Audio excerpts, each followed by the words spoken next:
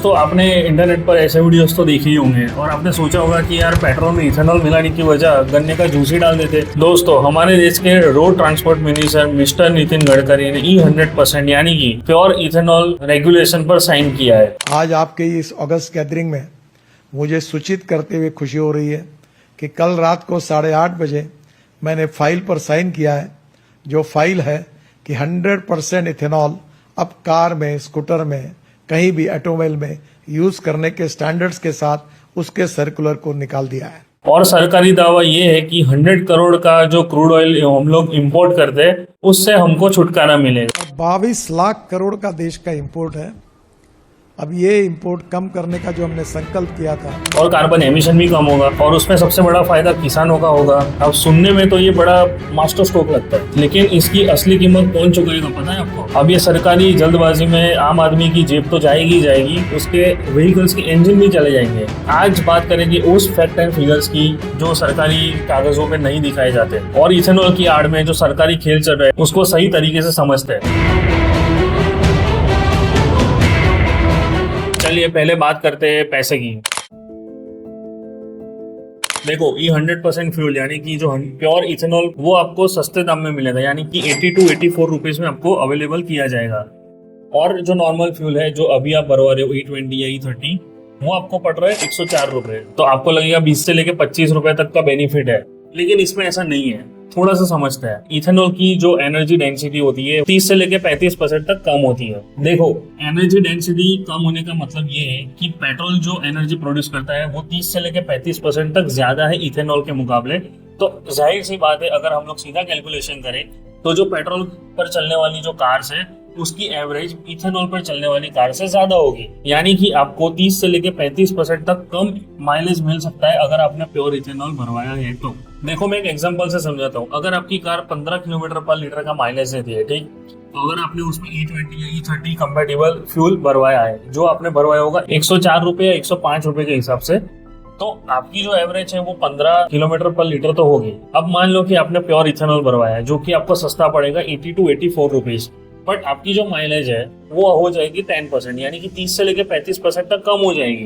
तो इसका सीधा सीधा मतलब ये है कि आपको ज्यादा फ्यूल भरवाना पड़ेगा। तो कंपैरेटिवली अगर आप उसका एवरेज निकालोगे तो प्योर इथेनॉल वाला जो फ्यूल है वो आपको महंगा पड़ेगा कंपैरेटिवली पेट्रोल। मान लो आप रोज प्राइवेट व्हीकल चला के आप अपनी ऑफिस जाते हो तो आपका जो रनिंग कॉस्ट है वो बढ़ जाएगा। चलो मान लेते हैं कोई एनवायरमेंटलिस्ट है और जो पर्यावरण बचाने के लिए इथेनॉल पर खुश है, कम माइलेज में भी खुश है, लेकिन वो फ्यूल भरवाएगा कहाँ से? जैसा कि हमको पता है जून 2026 में सबसे पहला E100% इथेनॉल वाला फ्यूल पंप दिल्ली के पूसा रोड पर है। सरकारी टारगेट ये है कि दिसंबर 2026 तक 500 आउटलेट ओपन करने वाले और 2027 के एंड तक 5000 आउटलेट्स ओपन करने वाले हैं। लेकिन भारत जैसे बड़े देश में जहाँ पे 30 करोड़ से ज्यादा व्हीकल्स है उसमें ये 5000 की गिनती समुद्र में एक बूंद बराबर है। सबसे बड़ा खतरा तो उन लोगों के लिए जो पुरानी कार चलाते हैं, यानी कि मेरे और आप जैसे लोग जो आज भी पुरानी कार चलाते हैं। या तो आपने नई ली होगी तो E30 कंपैटिबल होगी, उससे ज्यादा नहीं होगी, बिकॉज E100 कंपैटिबल कार्स अभी अभी लॉन्च हुई है। उसमें आई थिंक सुजुकी की वैगनआर है और हीरो की कुछ मोटरसाइकिल्स है, बट उसके अलावा कोई भी कार E100 कंपैटिबल नहीं है। और अगर आपने गलती से भी हाई ब्लेंडेड वाला फ्यूल आपने फील करवाया तो वो आपकी फ्यूल लाइन, आपके पिस्टन हेड्स और जो रोकर आर्म्स होते हैं, वाल्व्स होते हैं, वो सबको पिघला देगी, because ethanol is a very corrosive material. और कुछ लोग इसमें सोचेंगे कि चलो आफ्टर मार्केट 10 या 15 हजार रुपए लगा के हम लोग 100% कंपैटिबल वाली जो किट आती है वो लगवा लेंगे, लेकिन ऐसा बिल्कुल मत करना।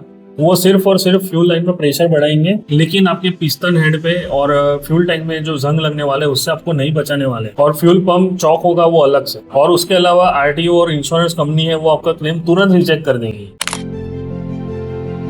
देखो इंटरनेशनल रिपोर्ट के मुताबिक सिर्फ 1 लीटर इथेनॉल बनाने में तकरीबन 10,000 लीटर ग्राउंड वाटर यूज होता है। एक तो हमारा देश वाटर क्राइसिस से गुजर रहा है और दूसरी तरफ हम लोग सिर्फ 1 लीटर इथेनॉल बनाने में इतना पानी बर्बाद कर रहा है। लेकिन दोस्तों इस इथेनॉल की कहानी में एक फैक्ट और एक कनेक्शन भी है जो समझना बहुत जरूरी है, और ये फैक्ट आपको इथेनॉल का ढिंढोरे पीटने वाले इन्फ्लुएंसर्स नहीं बताएंगे। देखो नितिन गडकरी जी को इथेनॉल मैन कहा जाता है और हर वक्त आपको वो इथेनॉल की बात करते हुए मिल जाएंगे, लेकिन सच क्या है वो मैं बताता हूँ। पब्लिक डोमेन और कॉर्पोरेट फाइल्स के मुताबिक नितिन गडकरी जी का नागपुर बेस्ड पूर्ति ग्रुप से बहुत बड़ा कनेक्शन है।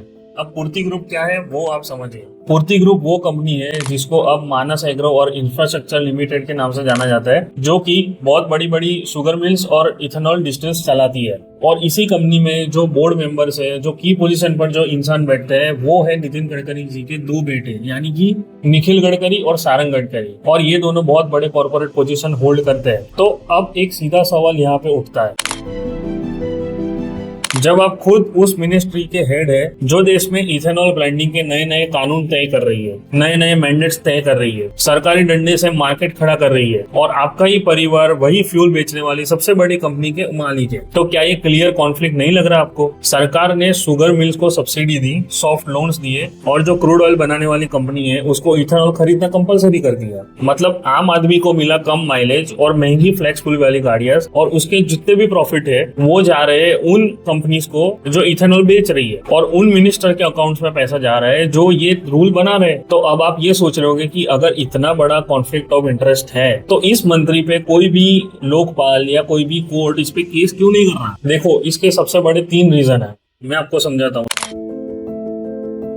सुप्रीम कोर्ट का ये नियम है कि वो सरकार द्वारा बनाई गई पब्लिक के लिए जो नियम बनाते हैं उसमें वो सीधा दखल अंदाजी नहीं कर सकती। जैसे कि उसमें कोई टैक्स लगाना या तो कोई ग्रीन फ्यूल ऐड करना, जैसे कि इथेनॉल ऐड करना, वो सारी चीजें जो है वो मिनिस्टर्स तय करते हैं। और सुप्रीम कोर्ट तब तक कुछ भी दखल अंदाजी नहीं करेगी जब तक वहां पे कोई भी करप्शन ना हुआ हो या तो फिर कोई कानून ना तोड़ा हो। तो इसमें नितिन गडकरी जी ने बहुत ही स्मार्ट प्ले करा है। उन्होंने कानून सबके लिए बनाया और सबके लिए इथेनॉल कंपलसरी कर दिया। लेकिन कोइंसिडेंस की बात यह है कि उनके बेटे की कंपनी ऑलरेडी यही फ्यूल बना रही है, यानी कि ये तो ये बात हो गई कि उन्होंने बाद में रूल लाया, पहले से ही बना रही थी, तो जाहिर सी बात है उन्होंने कोई कानून नहीं तोड़ा है, तो कोर्ट उनका कुछ भी नहीं कर सकती। इसको कानून की भाषा में स्वेर्ड पॉलिसी मेकिंग कहते हैं। दूसरा रीजन है सुप्रीम कोर्ट का डिसमिसल।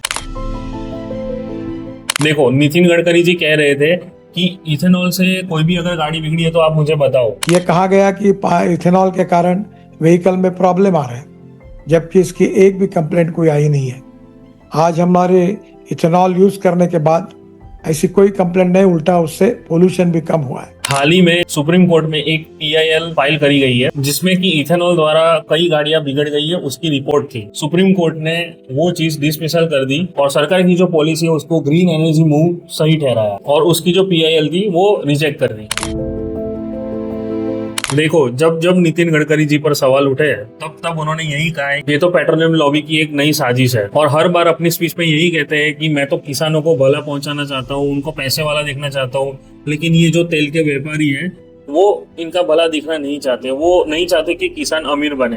और इथेनॉल का फायदा किसानों को हो, और यहाँ किसानों को आज देखो अभी अपने मक्के से इथेनॉल बनाने को अनुमति दी जी, तो ये किसान रूरल एग्रीकल्चर इकोनॉमी को बूस्ट करने वाली बात है। और यही सबसे बड़ा रीजन है कि सब कुछ शांत हो जाता है और कोई भी आवाज नहीं उठाता। तो देखो, अब E20 और E30 फ्यूल तो कंपलसरी हो ही गया है, E85 भी आने ही वाला है ऑफ कोर्स, और E100 तो उन्होंने हरी झंडी तो दे ही दी है, तो आज नहीं तो कल वो भी आ जाएगा। तो ऑफ कोर्स कि जो लोग ऐसा सोचते हैं कि हम लोग कुछ प्रीमियम फ्यूल भरवा लेते हैं, यानी कि शेल में प्रीमियम हो गया, हिंदुस्तान पेट्रोलियम में जो प्रीमियम फ्यूल आता है वो हो गया, तो ये सारी चीजें करके वो बच जाएंगे। लेकिन देखो, इसमें ऐसा नहीं है। अगर आप नॉर्मल फ्यूल भरवाते हो, अगर आप शेल से फ्यूल भरवाते हो, लेट से एक एग्जांपल दे रहा हूँ, तो अगर आप नॉर्मल फ्यूल भरवाते हो वो आता है 91% ऑक्टेन पे शेल का। तो अगर आप प्रीमियम फ्यूल भरवाते हो जो इसका 95% ऑक्टेन पे आता है, तो ऑक्टेन नंबर ज्यादा होने से फ्यूल की जो क्वालिटी है वो सुधर नहीं जाएगी। उसमें भी 20% इथेनॉल है, इसमें भी 20% इथेनॉल आएगा, बट कहने का मतलब ऑक्टेन नंबर ज्यादा होने से उसकी जो बर्निंग कैपेसिटी है, मतलब वो जल्दी बर्न करेगा, वो हाई स्पीड के लिए बना हुआ है, तो वो चीज करेगा वो, ना कि आपका इंजन बचाएगा। और अगर आप मान लो कि अगर आपको प्योर पेट्रोल चाहिए जो कि आई थिंक एक ही जगह मिलेगा XP100, तो उसमें आपको पैसा भी तो ज्यादा देना पड़ेगा। तो आप बताओ कि अगर आप 1 लीटर का 150 या 160 रुपए दोगे, नहीं ना, तो जाहिर सी बात है कि वो बहुत महंगा फ्यूल है, बट ये हर कोई अफोर्ड नहीं कर सकता। ये आम आदमी के बजट के बाहर की चीज है। देखो, फ्यूल तो महंगा है ही, लेकिन अगर आप चाहते हो कि मुझे फ्यूचर में मेरी जो कार है उसकी टेंशन ना हो, तो देखो टोयोटा इनोवा हाई क्रॉस है,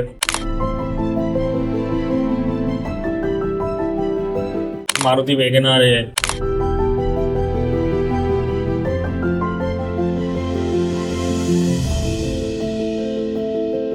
उसके अलावा अगर मैं बाइक की बात करूं तो हीरो के कुछ मॉडल्स हैं, होंडा में CB300F है, फ्लेक्स फ्यूल मॉडल में आती है, TVS में अपाची E100 आ गई है। सो ये सारी जो कार्स एंड बाइक्स है वो पाइपलाइन में है, अभी लॉन्च नहीं हुई लेकिन लॉन्च होने वाली है। बट ये जितनी भी मैं कार्स और बाइक्स की बात कर रहा हूँ वो नॉर्मल इंजन के मुकाबले 5,000 से लेकर 1 लाख रुपए तक ज्यादा प्राइस में आने वाले हैं। यानी कि अगर आप बाइक लोगे तो नॉर्मल जो अपाची आएगी उससे E100 वाली जो होगी वो 5,000 रुपए ज्यादा होगी, और अगर आप कार खरीदते हो तो 1 लाख रुपए तक का डिफरेंस देखने को मिल सकता है। तो देखो अब बात करते हैं सॉल्यूशन की। अगर आपकी कार 2023 के बाद की कार है, यानी कि 2023 के बाद आपने जो कार ली थी, तो थोड़ी डरने की जरूरत नहीं है, बिकॉज आपकी गाड़ी ऑलरेडी E20 कंप्लाइंट तो है ही। इसके अलावा आप चाहते हो कि आप हैसल फ्री लाइफ रखो, आपको कोई भी टेंशन लेनी ना पड़े कार्स की, तो थोड़े बहुत स्टेप्स आपको एक्स्ट्रा करने पड़ेंगे। जैसे कि अगर आप फ्यूल भरवा रहे हो, 2,000 या 3,000 रुपए का फ्यूल आप भरवा रहे हो, तो उसके अंदर इफ्टेक्स का जो फ्यूल एडिटिव्स आता है या तो फिर थोड़ा अच्छा जैसे कि लिक्विड मोली का जो फ्यूल एडिटिव्स आता है वो आप उसके अंदर ऐड करो, ताकि फ्यूल टैंक में जो जंग है वो जमा ना हो, आपकी फ्यूल लाइन सेफ रहे, आपका इंजेक्टर जो है वो चौक ना हो। उसके अलावा एक और चीज करो, जैसे कि आपका जो फ्यूल फिल्टर चेंज करवाने का टाइम है, यानी कि आप अगर आप 20,000 किलोमीटर पे करवाते हो तो 10,000 किलोमीटर पर ही आप चेंज करवा दो। उसके अलावा सबसे बड़ी बात, अगर आपकी गाड़ी महीनों तक खड़ी रहती है या तो फिर 2-3 हफ्ते तक खड़ी रहती है, तो प्लीज उसके अंदर फ्यूल जो है वो पूरा का पूरा बर्न कर दो, या तो निकाल दो या तो फिर उसको पूरा का पूरा जला दो। जो करना है करो, बट उसके अंदर फ्यूल मत रखो। और मेक श्योर करो कि उसकी जो फ्यूल पाइप है वो एकदम क्लीन रहे, उसके अंदर किसी भी प्रकार का फ्यूल ना हो, ताकि जंग लगने के चांसेस जो है वो बहुत ही कम हो जाएंगे। इसके अलावा अगर आप सोच रहे हो कि इन सब झंझटों के अलावा और क्या ऑप्शन है, तो देखो अगर आप ईवी खरीदोगे तो अभी तक कोई भी इंफ्रास्ट्रक्चर अभी तक नहीं बना है, कोई भी ईवी चार्जिंग स्टेशन इतना फास्ट अभी तक नहीं हुआ है। आपको 1 घंटे या 2 घंटे में आपको चार्ज मिल जाएगा, वो अच्छी बात है, लेकिन अभी तक भी रिमोट लोकेशन पे चार्जिंग मिल पाना थोड़ा मुश्किल है। तो ऐसे में लोगों के पास सिर्फ 2 ही ऑप्शन बचते हैं जो कि उनको पीस ऑफ माइंड दे सकते हैं। सबसे पहला ऑप्शन है स्ट्रॉन्ग हाइब्रिड कार्स। सो उनमें आप पेट्रोल भी भरवा सकते हो, इलेक्ट्रिक भी कर सकते हो और CNG भी कर सकते हो। तो पेट्रोल पर जो डिपेंडेंसी है वो बहुत ही कम होती है, तो दोनों मिला के आपका जो माइलेज है वो भी ज्यादा मिलेगा, आपको पेट्रोल भी ज्यादा नहीं भरवाना है। और दूसरा ऑप्शन है कि आप कंपनी फिटेड CNG ले लो। उसमें सिर्फ एक ही छोटी दिक्कत है जिसमें आपको ज्यादा पावर नहीं मिलेगा, बट इससे आपका जो इथेनॉल वाला प्रॉब्लम है वो सॉल्व हो सकता है। इसमें ना तो EV का प्रॉब्लम है, CNG स्टेशन आपको हर जगह मिल जाएंगे, आपको कोई भी दिक्कत नहीं होने वाली, ये एकदम हैसल फ्री ऑप्शन है। तो इतना रिसर्च करने के बाद मुझे इतना पता चला है कि ये सबसे बेस्ट ऑप्शन है। तो दोस्तों हमने इस वीडियो में प्रॉब्लम्स की बात करी, सॉल्यूशन की भी बात करी, तो आप मुझे बताओ क्या एक परिवारवाद के लिए पूरी की पूरी सरकार की पॉलिसी बदल देना या तो फिर जबरदस्ती अपने इथेनॉल का थप्पा लगा देना, क्या वो सही है? आप मुझे कमेंट बॉक्स में बताओ। इस पूरे वीडियो को अगर आपने एंड तक देखा है तो आपको क्या लगता है कि आपके पास सबसे बेस्ट सॉल्यूशन क्या है? अगर आपको इसके अलावा कोई सॉल्यूशन पता है तो प्लीज कमेंट बॉक्स में जरूर बताना।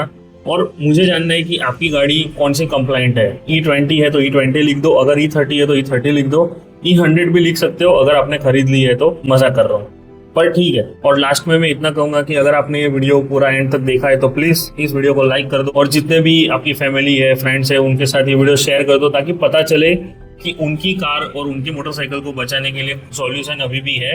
और मैंने जितने भी प्रोडक्ट्स की बात करी है, जो पेट्रोल एडिटिव्स है, उसकी लिंक मैंने डिस्क्रिप्शन में डाल दी है, तो वहां पे जाके आप खरीद भी सकते हैं। सो मिलते हैं ऐसे ही किसी इंटरेस्टिंग टॉपिक पे, तब तक के लिए गुड बाय।